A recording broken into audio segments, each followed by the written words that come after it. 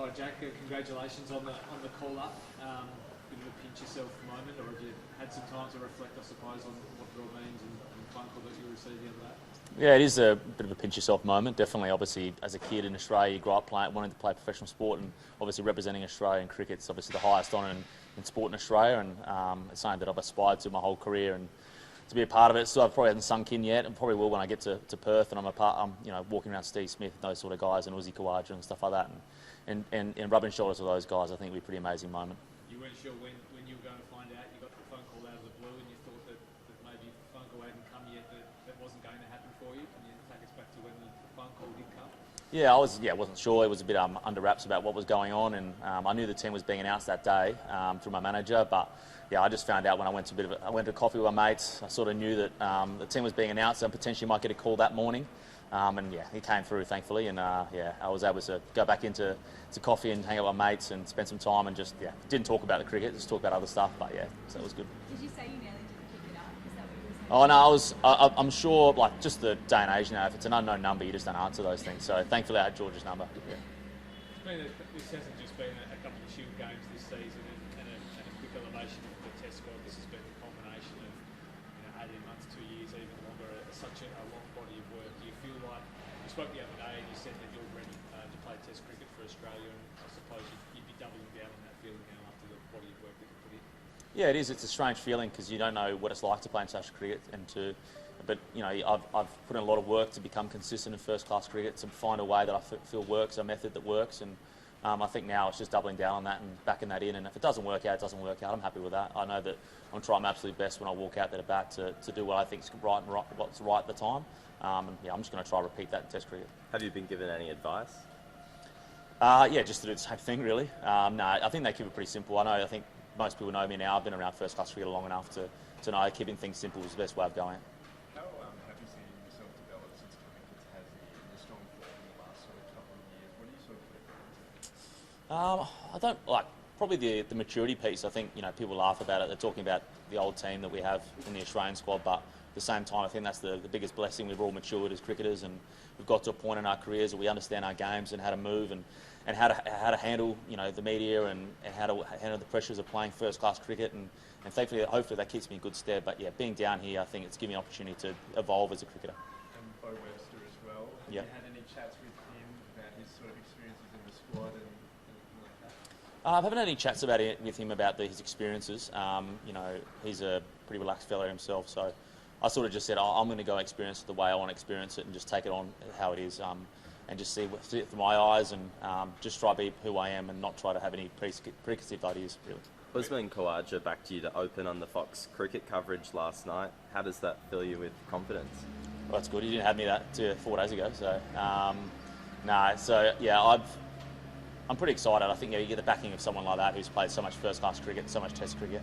Obviously, he's made so many hundreds for Australia, and he's such a respected cricketer within our community. I'd be really excited to partner up with him at some point. If I get the opportunity, it'd be great. But at the same time, just being in that group is amazing. So being selected in the 15-man squad implies that you probably will play the first Test. Have you been formally told that you will be playing in that first Test? Absolutely not. No, I haven't been told anything. I'm sure there's a little bit of still some stuff going on with injuries and stuff like that to make sure that before the team actually gets announced and what it's going to be like. So. I was just going to say, Jeff Warren was speaking the other day about hoping to see you come out and hit a big cover drive or a pull shot, in the first over of an Ashes Test, speaking to your attacking nature. Is that something that you're obviously not going to change your game playing Test cricket, but is that something that you're obviously looking to bring a real attacking nature, aggressive style of batting to the top of the order?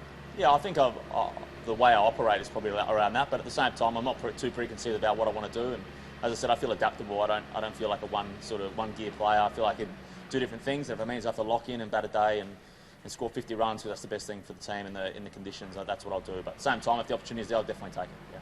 How do you think you'd feel walking out to open against such a fearsome enemy? It'd be something of a surreal moment, I imagine.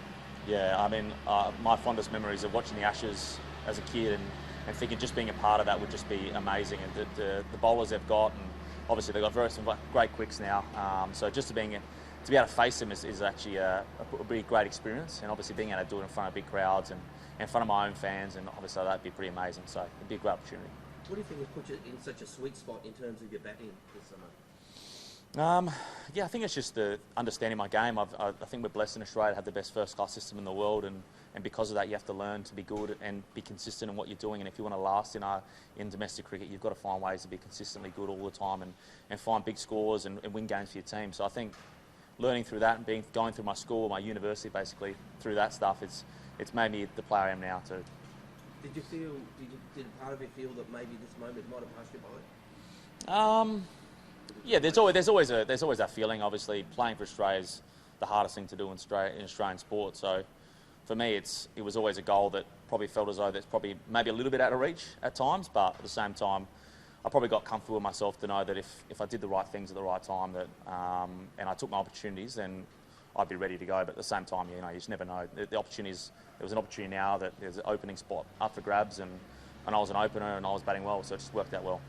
What do you told you during your mental health battles, or even at the start of the 2023 season when you weren't playing first-class cricket, you weren't getting picked, that you'd be playing Test cricket within 18 months or 12 months, whatever it is? What your reaction to that?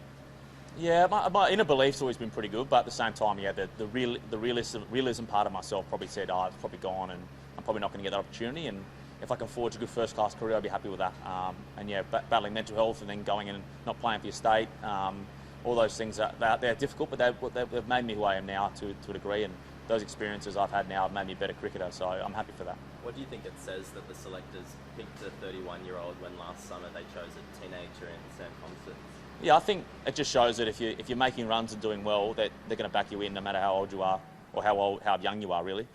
To pick a young guy who obviously done really well and he's batting really well, and like everyone goes through different form slumps, and unfortunately for him it's sort of come at the wrong time, but at the same time he'd earned his spot last year to be there.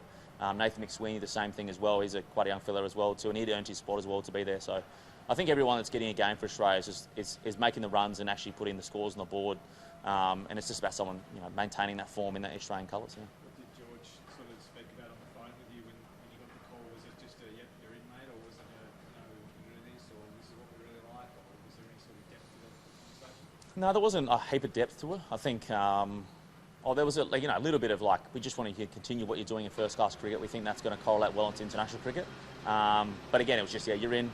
Hopefully enjoy the moment. I'm sure there's plenty going on the next few days, but yeah, just can't wait to see you in Perth. So that was about it really. Quite a lot of theatrics that does come with the actions. I think so. In terms of my mindset, I think I'm pretty understanding of what I need to do to get ready as a cricketer, but also to how to deal with a bit of pressure that comes out. I've never been a part of it. I've only been from the outside looking in, and I'm sure the pressures and things that will come they'll be intense, but at the same time, I just see it as a great opportunity to be a part of it, and whatever happens. It's just going to be a cool thing to be a part of. The media, the Barmy Army, all that sort of stuff is going to be a pretty incredible experience. You coming into the side may well push Webster out. How do you handle that as Tassie teammates? It's just a part of being a sportsman. I think we've all been dropped. We've all had issues about trying to, people in the team going for the same spots. Just as part of playing professional sport. But at the same time, Bo's been incredible for Australia, and I'm sure that if he gets the opportunity to play, he'll be really good as well too. So whatever happens. I'm happy to sit in the sideline if that's the best thing for the team. So. Are we anything on the phone, mate? Yeah, can you hear me okay there, Joe? Yes, mate. Congrats, mate. You've done something before, but the 2005 Ashes, just the impact that had on you as a young kid in Darwin. Yep. Yeah. The 2005 Ashes was a big moment for me as a professional.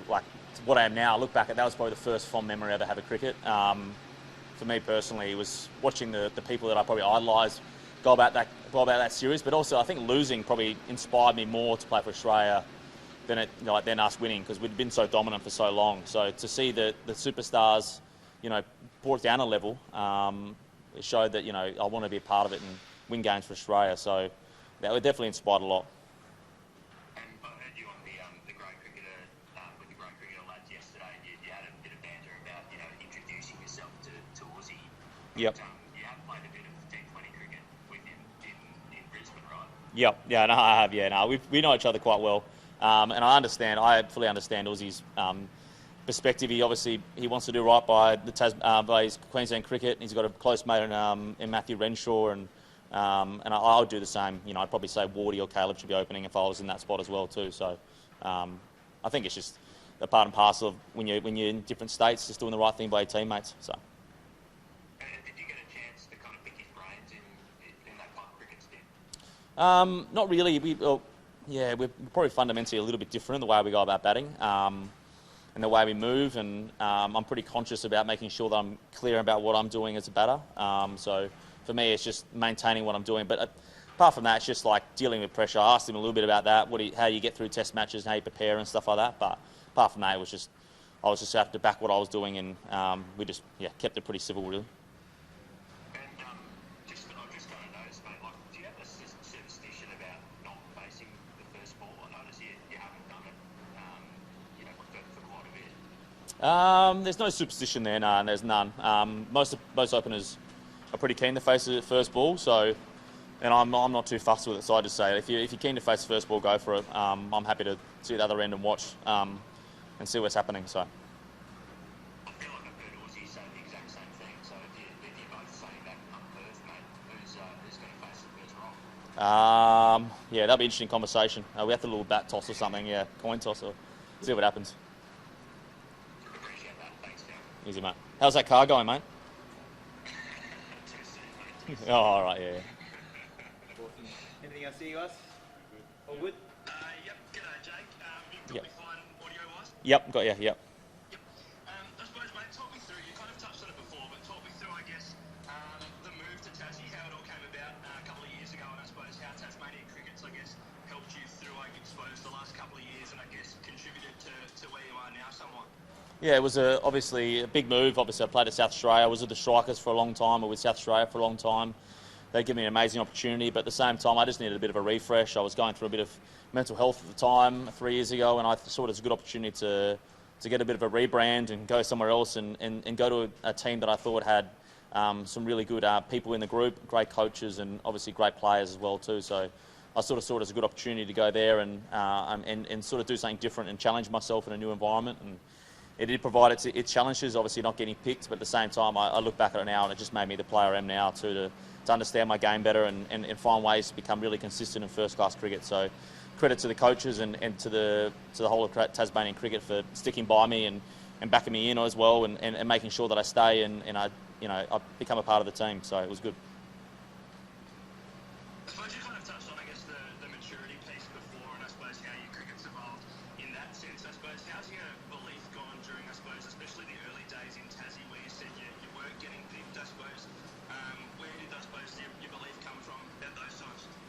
I think the belief just came from my performances outside of playing first-class cricket. I was still playing second-level cricket and grade cricket. I was doing really well there. So, and I rated myself on how I was hitting the ball. So I think for me it was just I needed to be ready if I got an opportunity to play. And unfortunately, I didn't get the opportunity that year. We had a really good year, but obviously making a Shield final. But for me, it was like, how can I just become undroppable when I get back in the team and find ways to be really consistent? So it was hard at times to stay positive, but I've always just enjoyed batting. So going out hitting balls, I stayed positive. I was hitting well. That's all that mattered, really. Perfect. Thanks, mate. Awesome. That about wraps up, guys. Jake's just got to get to training. If you'd like any colour shots, he's training now. So, Cool. all good, bud. Appreciate that. See you guys. Thank you, mate. Thank you.